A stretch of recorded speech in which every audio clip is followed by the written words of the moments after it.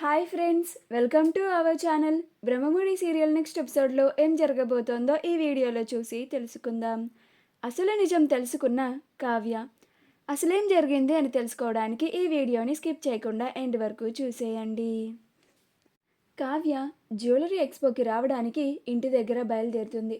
రాజ్ కూడా బయలుదేరుతుంటే అప్పుడు రుద్రాని ఆగండి అని ఆపుతుంది. అప్పుడు రాజ్ ఏంటత్తా అని అంటాడు. అప్పుడు రుద్రాని నేను కూడా వస్తాను రాజ్ అని అంటుంది.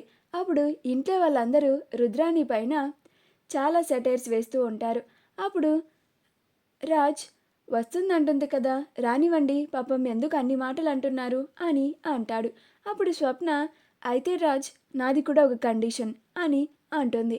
అప్పుడు రాజ్ ఏంటి స్వప్న అని అంటాడు. అప్పుడు స్వప్న నేను కూడా వస్తాను అని అంటుంది. అప్పుడు సుభాష్ రుద్రానికి స్వప్నే కరెక్ట్, నువ్వు రామ్మా స్వప్న అని అంటాడు. అలా రాజ్, సుభాష్, రుద్రాని, స్వప్నలు వీళ్ళ నలుగురు జ్యువెలరీ ఎక్స్పోకి ఇంటి దగ్గర బయలుదేరుతారు. జ్యువెలరీ ఎక్స్పోకి అనామిక, సామంత్లు ఇద్దరూ కలిసి వెళ్తారు. అక్కడికి వెళ్ళినా కానీ సామంత్ చాలా టెన్షన్ పడుతూ ఉంటాడు. అప్పుడు అనామిక ఏంటి బేబీ, ఎందుకు అంత టెన్షన్ పడుతున్నావు? నువ్వు కావ్య డిజైన్స్ చూసినాక కూడా ఇంత టెన్షన్ పడుతున్నావెందుకు అని అంటుంది. అప్పుడు సామంత్ ఎంత టెన్షన్ పడుతున్నానో నీకేం తెలుసు అనామిక, ఆ రాజ్ గురించి నీకు అస్సలు తెలియదు. పైగా నేను ఆ కావ్య డిజైన్స్ వేస్తోంది అని ఆ రాజ్తో వెళ్ళి మరీ ఛాలెంజ్ చేసి వచ్చాను. అసలు రాజ్ తను గెలిచే వరకు అస్సలు వదిలిపెట్టడు. ఇప్పటి వరకు ఇక్కడ ఎంతమంది పార్టిసిపేట్ చేసినా కానీ నాకు పోటీగా ఉండేది ఆ రాజ్ ఒక్కడే. ఆ రాజ్ని ఓడించడం అంత ఈజీ కాదు అని టెన్షన్ పడుతూ ఉంటాడు. అప్పుడు అనామిక బేబీ అని అంటుంది. అప్పుడు సామంత్ అర్థమైంది బేబీ, కూల్గా ఉండాలి అంతే కదా అని అంటాడు. అప్పుడు అనామిక అవును బేబీ, నేనున్నాను కదా, అంతా నేను చూసుకుంటాను, పద అని వాళ్ళిద్దరూ కలిసి లోపలికి వెళ్తారు. కావ్య స్టెప్స్ ఎక్కి వస్తూ ఉంటుంది. అప్పుడే రాజ్, సుభాష్, రుద్రాని, స్వప్నలు నలుగురు లిఫ్ట్లో నుంచి వస్తారు. రుద్రాని కావ్యని చూసి కావ్య, ఈ వంక పెట్టుకొని పద్దాకా రాజ్కి కనిపించి రాజ్తో మాట్లాడాలని ప్రయత్నించకు. ఎందుకంటే రాజ్ నిన్ను క్షమించే ప్రసక్తే లేదు. రాజ్కి నీ పైన కోపం అస్సలు తగ్గలేదు, అది జీవితాంతం అలానే ఉంటుంది, అస్సలు తగ్గదు కూడా అని అంటుంది. అప్పుడు కావ్య మీలాంటి వాళ్ళు పక్కనుండగా ఆయనకి ఆ ఈగో, కోపం అవన్నీ తగ్గుతాయని నేను అస్సలు అనుకోనులేండి. దానికి తోడు నేను వచ్చి మాట్లాడినా కానీ మీలాంటి వాళ్ళు పక్కనుండగా మాట్లాడనివ్వకుండా చేస్తారుగా. పైగా మీరు కాపురాలని కూల్చడంలో దిట్ట కదా, ఇంకా మేమిద్దరం కలుస్తూ ఉంటే మీరు చేతులు ముడుచుకొని కూర్చోరు కదా అని అంటుంది. అప్పుడు స్వప్న అది కావ్య, మా అత్తకి చక్కగా మాటకి మాట సమాధానం ఇచ్చావు అని అంటుంది. అప్పుడు రుద్రాని స్వప్న అని అంటుంది. అప్పుడు స్వప్న ఇది ఇల్లు కాదత్తా, పద అని అంటుంది. అప్పుడు సుభాష్ అమ్మ కావ్య ఎలా ఉన్నావమ్మా అని మాట్లాడుతూ ఉంటాడు. అప్పుడు కావ్య నేను బాగానే ఉన్నాను మావయ్య గారు అని అంటుంది. అప్పుడు సుభాష్ చాలా రోజుల తర్వాత నిన్ను చూస్తుంటే నాకు చాలా సంతోషంగా ఉందమ్మా అని అంటాడు. అప్పుడు కావ్య అత్తయ్య గారికి ఆరోగ్యం ఎలా ఉంది మావయ్య గారు అని అడుగుతుంది. అప్పుడు సుభాష్ మీ అత్తయ్యకేమి బాగానే ఉందమ్మా, కానీ ఆవిడ దిగులు మొత్తం నీ గురించే.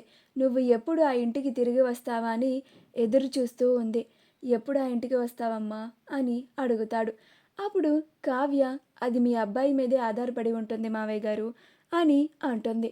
అప్పుడు రాజ్ డాడ్ మాట్లాడడం అయిపోయిందా, ఇక మనం వెళ్దామా అని అంటాడు. అప్పుడు సుభాష్ సరే పద అని రాజ్, సుభాష్, స్వప్న, రుద్రాణిలు నలుగురు కలిసి వస్తూ ఉంటారు. కావ్య చైర్లో కూర్చుంటుంది. సామంత్ రాజ్ వాళ్ళు రావడం చూసి అనామికతో కలిసి రాజ్కి ఎదురెళ్తాడు.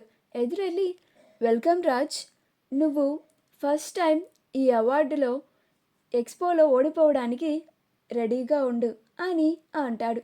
అప్పుడు రాజ్, ఏం మాట్లాడుతున్నావు సామంత్ అని అంటాడు. అప్పుడు సామంత్, మనం దీని గురించి ముందే మాట్లాడుకున్నదే కదా, ఈసారి ఎవ్రీ ఇయర్ లాగా నేను నీ చేతుల్లో ఓడిపోవడం కాదు, ఈ టైం నువ్వు నా చేతుల్లో ఓడిపోతావు అని అంటాడు. అప్పుడు రాజ్, అంత ఓవర్ కాన్ఫిడెన్స్ పనికిరాదు సామంత్ అని అంటాడు. అప్పుడు సామంత్, సరే రాజ్, ఈసారి నుంచి ఎప్పుడు మీ కంపెనీకి మా కంపెనీ అడ్డొస్తూనే ఉంటుంది. ఇప్పటి వరకు ఒక లెక్క, ఇప్పుడు నుంచి ఒక లెక్క. ఎప్పుడు నీ కంపెనీ మాకు అడ్డు వస్తూనే ఉండేది, కానీ ఇప్పటి నుంచి మా కంపెనీ కూడా మీ కంపెనీకి ప్రతి విషయంలో అడ్డు వస్తూనే ఉంటుంది, గట్టి పోటీని ఇస్తూనే ఉంటుంది అని అంటాడు. అప్పుడు రాజ్, నీలాంటి వాళ్ళని చాలామందిని చూసి ఇప్పుడు ఈ పొజిషన్కి వచ్చాను నేను అని అంటాడు.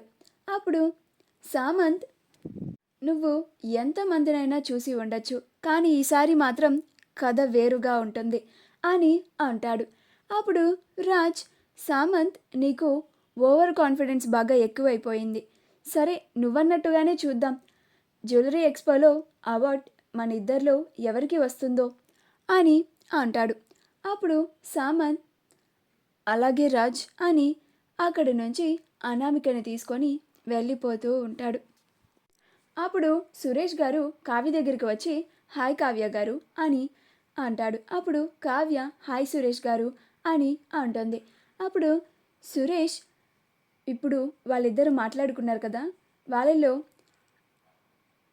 సామంత్ అనే సరే మన క్లయింట్స్, మీరు వేసిన డిజైన్స్ ఆయనకి చాలా బాగా నచ్చాయి అని చెప్తూ ఉంటారు. అప్పుడు కావ్య ఆశ్చర్యపోతుంది, ఇదేంటి, నేను మా ఆయనకి అపోనెంట్గా ఉండే వాళ్ళకి డిజైన్స్ వేసిచ్చానా? Every year Swaraj group of ఇండస్ట్రీస్కి వచ్చే అవార్డ్ని నేను డిజైన్స్ వీళ్ళకి వేసిచ్చి ఇప్పుడు నాకు తెలియకుండా వీళ్ళకి సపోర్ట్ చేస్తున్నానా? ఈ విషయం ఆయనకి తెలిస్తే మాత్రం నన్ను అస్సలు క్షమించరు అని అనుకుంటూ ఉంటుంది. అప్పుడు సురేష్ గారు, ఏంటి కావ్య గారు అంతలా షాక్ అవుతున్నారు, ఏమైంది అని అంటారు. అప్పుడు కావ్య, అదేం లేదండి, క్లయింట్ మీకు మన క్లయింట్స్ సామంత్ గారా అని ఆశ్చర్యంగా అడుగుతుంది. అప్పుడు సురేష్, అవును కావ్య గారు, మీకు ముందే తెలుసా అని అంటారు. అప్పుడు కావ్య, లేదండి అని కంగారు పడిపోతూ టెన్షన్ పడుతూ ఉంటుంది. మా వీడియో కనుక మీకు నచ్చినట్లయితే లైక్ చేయండి, షేర్ చేయండి, మా ఛానల్ని సబ్స్క్రైబ్ చేసుకోండి, పక్కనే ఉన్న బెల్ ఐకాన్ని క్లిక్ చేయడం మాత్రం మర్చిపోకండి.